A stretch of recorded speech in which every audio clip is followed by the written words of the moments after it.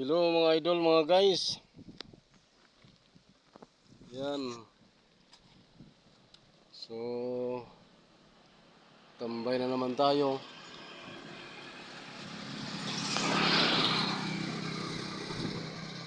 Yan. Bakit tayo nagtambay dito mga guys sa lugar na to? Kasi may nakikita tayong kamaisan. Naalaala ko tuloy nung bata pa ako, nagmamaisan kami ng tatay ko.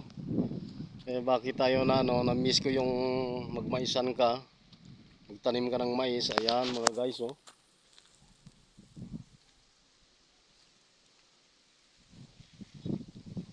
Ayan.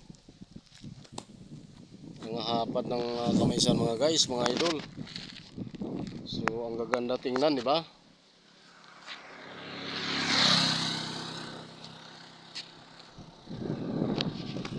Ayan mga guys.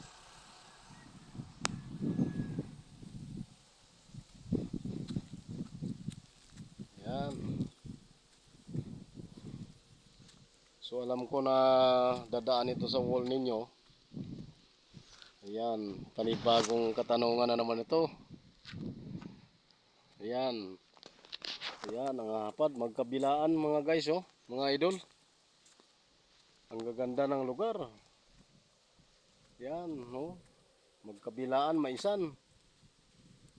So, medyo dwarf lang ng mais. Mga mababa lang ang tayo nila, pero ang lalaki ng mga bunga, oh. Ang lalaki bang mga idol, yan. Sa palagay ko, yung may alam nito kung anong klaseng mais ito, yung magsakay. Tayo lumaki tayo sa dagat. Dating nung bata pa tayo, maliit pa tayo ay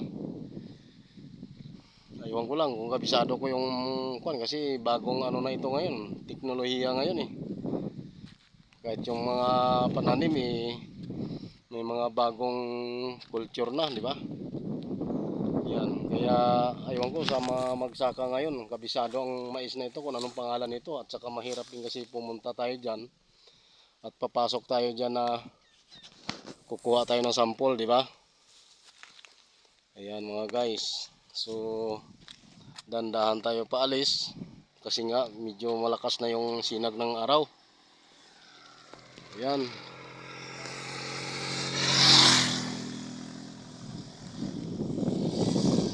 So hanggang dito na lang mga idol ang ating pagbibideo. Sana nagustuhan ninyo. Thank you so much. Bye bye. God bless.